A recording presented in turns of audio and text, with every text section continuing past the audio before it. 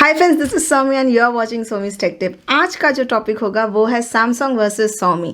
कैसे Xiaomi Samsung को हरा दे रहा है ग्लोबल मार्केट में और इंडियन मार्केट पे इसका कैसा असर हो रहा है। तो ये वीडियो स्टार्टिंग से लेके एंड तक जरूर देखिए। अगर आपको मेरा चैनल अच्छा लग रहा है तो लाइक, शेयर और सब्सक्राइब जरूर कीजिए। तो चलिए वीडियो शुरू करते हैं।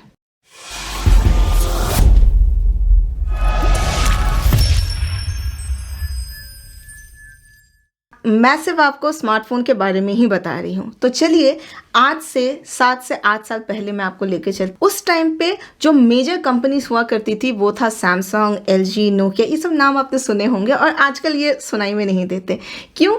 क्योंकि Xiaomi ने यहाँ पे दबदबा बना के रखा है। लेकिन उस टाइम पे आपको पता है सबसे बड़ा प्लेयर कौन था? कोई नहीं, सैमसंग ही था। और आज भी है, ऐसा नहीं है, अभी वो बूढ़ा शेर है ऐसे। लेकिन मैं आपको बता देती हूँ कि सैमसंग जो था और आज उसका एक चीज़ नहीं बदला, वो है उसका जुझारूपन, उसका फाइटिंग नेचर। मुझे एक चीज़ मैंने देखी, ज़्यादा कुछ चेंज नहीं हुआ है। उसका एम्बिशियस मार्केटिंग आज भी वैसा ही है जैसा आज से 9 साल 8 साल पहले था।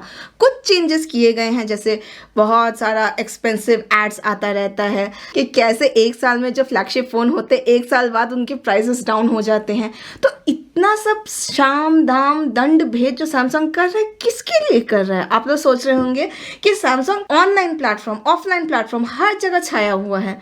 वो भीड़ किससे रहा है? तो वो भीड़ किसी और से नहीं, Xiaomi से रहा है। और मैं आपको बता देती हूँ वो एक्चुअली Xiaomi से हार रहा है। इतना कुछ करने के बाद भी स्मार्टफोन बिजनेस में सैमसंग Xiaomi से हार रहा है।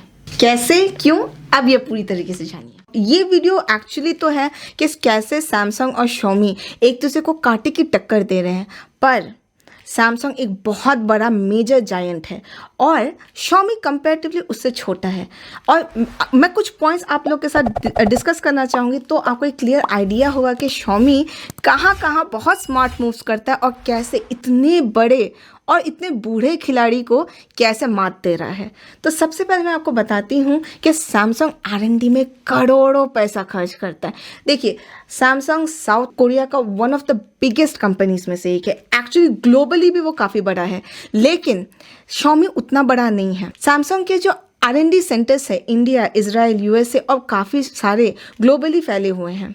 सैमसंग हार्डवेयर सॉफ्टवेयर इंजीनियर्स को हर एंगल से एम्प्लॉय करने की कोशिश करता है। नए नए फ़ोन्स आते हैं, न्यू इनोवेशंस होते हैं, R&D में काफ़ी ज़्यादा खर्चा होता है। साथ ही Samsung online platforms, offline platforms, कहीं पर भी सैमसंग पीछे नहीं हटता और इन सब में करोड़ों डॉलर्स खर्च होते हैं। करोड़ों रुपए नहीं, करोड़ों डॉलर्स खर्च होते हैं। पर वहीं पर Xiaomi बहुत ज़्यादा चालू है। वो R&D में खर्चा ही नहीं करता, क्योंकि चाइना में पेटेंट का तो कोई रूल है नहीं, कोई लॉ नहीं है, तो सीधा वो टाप देता है सैमसंग से या एप्पल से। दोनों में से किसी ना किसी ब्रांड से वो टाप देता है। देखिए, Xiaomi का MIUI UI actually direct copy है iOS का।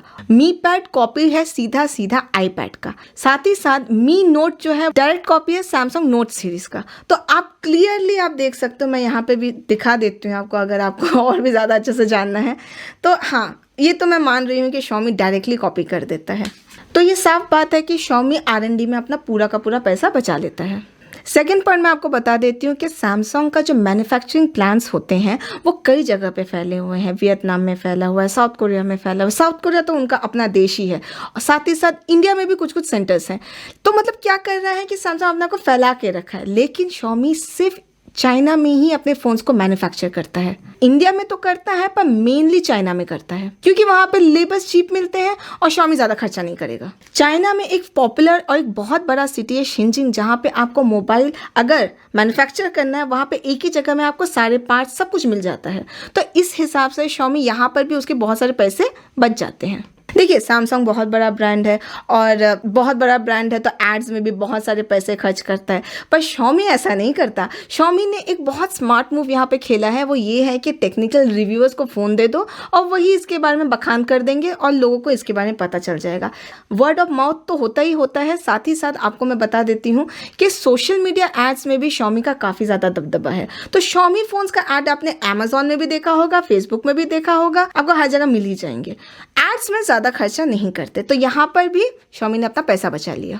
सैमसंग बड़े बड़े सेलिब्रिटीज को लेके आ जाता है और उन लोग ही इसका प्रमोशन करते हैं, और आपको तो पता है इन पे बहुत ज़्यादा पैसा खर्चा होता है। नेक्स्ट पॉइंट पे आते हैं। प्रॉफिट मार्जिन Xiaomi का सिर्फ 5% है, जबकि सैमसंग का 10 गुना ज़्यादा है, 50% है, क्योंकि सैमसंग को बहुत ज़्यादा खर्चा पड़ता है एड्स में, रिटेल शॉप्स में, मतलब इतनी जगह वो फैला हुआ है कि उसको काफ़ी ज़्यादा पैसा खर्चा करना पड़ता है। पर Xiaomi अगेन वेरी स्मार्टली यहाँ पे कोई पैसा खर्चा नहीं करता। अब नेक्स्ट पॉइंट जो मैं आपको बताऊंगी, आपको पता चलेगा कि Xiaomi क्यों एड्स डालता है अपने फ़ोन्स में। MIUI जहाँ पे है उसके अंदर एड्स आते हैं। एक्चुअली क्या होता है, उससे उसको कमाई होती है एक्चुअली। तो यहाँ पे कहीं ना कहीं मुझे लगता है एक प्राइवेट जो सिक्योरिटी लेवल होता है, कहीं ना कहीं वहाँ पे कॉम्प्रोमाइज़ होता है। पर ये बात उतनी ही सच है, Xiaomi ये करता है। बहुत सारे लोग इसे एथिकल मानते हैं, बहुत सारे लोग इसे अनएथिकल मानते हैं। एक्चुअली ये अनएथिकल ही है, एक्चुअली ये करना नहीं चाहिए। और यही बड़ा रीज़न है कि Xiaomi USA में जा नहीं पा रहा है, क्योंकि USA में प्राइवेसी और पेटेंसी को लेके बहुत स्ट्रिक्ट लॉज हैं। नेक्स्ट पॉइंट की बात करती हूँ तो Xiaomi ऑनलाइन मार्केट में ज़्यादा फैला हुआ है compare to offline market. Offline market में लगभग है ही नहीं, पर सैमसंग यहाँ पे दोनों प्लेटफॉर्म्स में, ऑनलाइन एंड ऑफलाइन दोनों में पूरी तरीके से भिड़ा हुआ है। देखिए, सैमसंग रिस्क ही नहीं लेना चाहता। सैमसंग ऑफलाइन में उतना ही ज़्यादा जोर लगाता है जितना ऑनलाइन में। सैमसंग के जो सर्विस सेंटर है वो काफ़ी ज़्यादा फैले हुए हैं और सैमसंग के फ़ोन्स अपने सर्विस सेंटर के बाहर रिपेयर नहीं होते। Xiaomi के तो सर्विस सेंटर बहुत ही ज़्यादा कम है, तो फ़ोन गया तो गया, आपको न्यू फ़ोन ही लेना पड़ेगा। यहाँ पर भी उसके पैसे बच गए स्पेयर पार्ट में, क्योंकि सर्विस सेंटर कम है तो कस्टमर के पास और कोई रास्ता बचता ही नहीं है न्यू फ़ोन को खरीदने के अलावा।